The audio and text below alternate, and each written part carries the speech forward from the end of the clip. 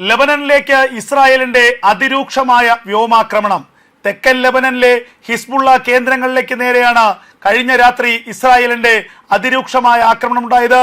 3 Hezbollah ഭീകരന്മാർ ആക്രമണത്തിൽ കൊല്ലപ്പെട്ടു എന്നാണ് ഇപ്പോൾ IDF അവകാശപ്പെടുന്നത്. തെക്കൻ ലബനനിൽ ഒരു ചെറിയ ഇടവേളയ്ക്ക് ശേഷം വീണ്ടും ഹിസ്ബുള്ളയുടെ പ്രവർത്തനങ്ങൾ വ്യാപിക്കുന്നതായി ഇസ്രായേൽ കണ്ടെത്തിയിട്ടുണ്ട്.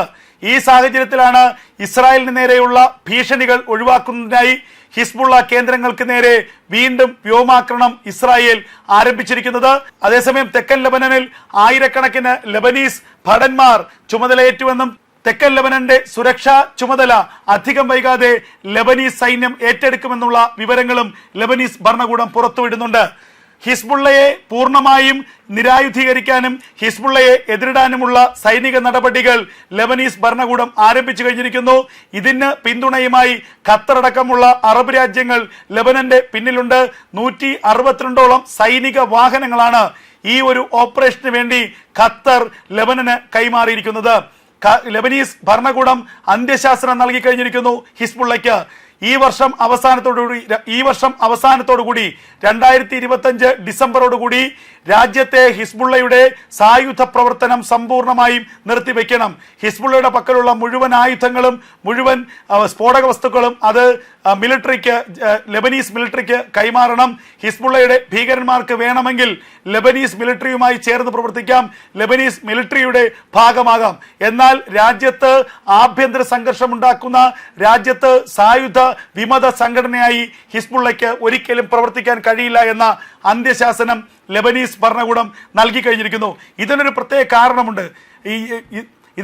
കാരണമുണ്ട്. ഇസ്രായേൽ ഹിസ്ബുള്ള വെടിനിർത്തൽ കരാർ പ്രാബല്യത്തിൽ വരുന്ന ഘട്ടത്തിൽ ഇസ്രായേൽ മുന്നോട്ട് വച്ച ഒരുപാട് നിബന്ധനകളുണ്ട്. അതിൽ പ്രധാനമായിരുന്നു തെക്കൻ ലബനനിൽ ഒരിക്കലും ഹിസ്ബുള്ളയുടെ സാന്നിധ്യം ഉണ്ടാകരുത്.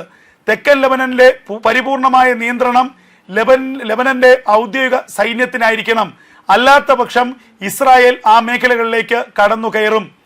തെക്കൻ ലബനന്റെ നിയന്ത്രണം പൂർണ്ണമായും ലബനീസ് സൈന്യം ഏറ്റെടുത്ത ശേഷം മാത്രമേ തെക്കൻ ലബനനിൽ നിന്ന് ഇസ്രായേലിന്റെ സൈന്യം ഇസ്രായേലിലേക്ക് പിന്മാറുകയുള്ളൂ. ഈ 2 കാര്യങ്ങളും ഇതുവരെയും പാലിക്കപ്പെട്ടിട്ടില്ല. അതുകൊണ്ടാണ് തെക്കൻ ലബനനിലെ സൈനിക സാന്നിധ്യം ഇസ്രായേൽ പിൻവലിക്കാത്തത്. ഹിസ്ബുള്ള എന്ന സംഘടനയ്ക്ക് വീണ്ടും സായുധ സംഘടനയായി പ്രവർത്തിക്കാൻ ലബനനിൽ അനുമതി നൽകിയാൽ വീണ്ടും അവർ ആയുധങ്ങൾ ശേഖരിക്കും, വീണ്ടും അവർ റോക്കറ്റുകളും മിസൈലുകളും ശേഖരിക്കും. ഇറാന്റെ പിന്തുണ അവർക്കുണ്ടാകും. അവർ വീണ്ടും ഇസ്രായേലിനെ ആക്രമിക്കും. അപ്പോൾ വീണ്ടും നേരത്തെ നടന്നതിന് സമാനമായിട്ടുള്ള യുദ്ധം ഇസ്രായേലിന് നടത്തേണ്ടി വരും. അത് ലബനനിലെ സാധാരണക്കാരായ സിവിലിയൻസിന്റെ ജീവൻ എടുക്കുന്നതിന് കാരണമാകും. അതുകൊണ്ട് നിരായുധീകരണം, ഹിസ്ബുള്ളയുടെ നിരായുധീകരണമാണ് മൂന്നാമതായി നടപ്പാക്കേണ്ട ഏറ്റവും പ്രധാനപ്പെട്ട കാര്യം. ഈ 3 നിബന്ധനകളാണ് പ്രധാനമായും ഇസ്രായേൽ ലബനന് മുന്നിൽ വച്ചത്. എന്നാൽ ആദ്യഘട്ടത്തിലൊന്നും തന്നെ ലബനൻ ആ നിബന്ധനകൾ പൂർണ്ണമായി നടപ്പാക്കാൻ തയ്യാറായില്ല എന്നുള്ളത് മറ്റൊരു പ്രധാനപ്പെട്ട കാര്യമാണ്. എന്നാൽ വീണ്ടും വെടിനിർത്തൽ കരാർ നിലനിൽക്കുമ്പോഴും ലബനനിലേക്ക് ഇസ്രായേൽ അതിരൂക്ഷമായ ആക്രമണം നടത്തുകയും ഹിസ്ബുള്ളയുടെ പുതിയ ഓപ്പറേഷൻ സെന്ററുകൾ തകർക്കുകയും ചെയ്ത ഘട്ടത്തിൽ മറ്റ് ഗത്യന്തരമില്ലാതെ, മറ്റ് പോംവഴികളില്ലാതെ ഹിസ്ബുള്ളയെ പൂർണ്ണമായും നിരോധിക്കേണ്ട ഒരു അവസ്ഥയിലേക്ക് ലബനീസ് ഭരണകൂടം എത്തിയിരിക്കുന്നു. ലബനന്റെ സർക്കാർ എത്തിയിരിക്കുന്നു. ആ നടപടികൾ ലബനൻ ആരംഭിച്ചു കഴിഞ്ഞിരിക്കുന്നു. അത് ഏറ്റവും സുപ്രധാനമായ നിർണായകമായ ഒരു നീക്കമായി ഇസ്രായേലും കണക്കുകൂട്ടുകയാണ്.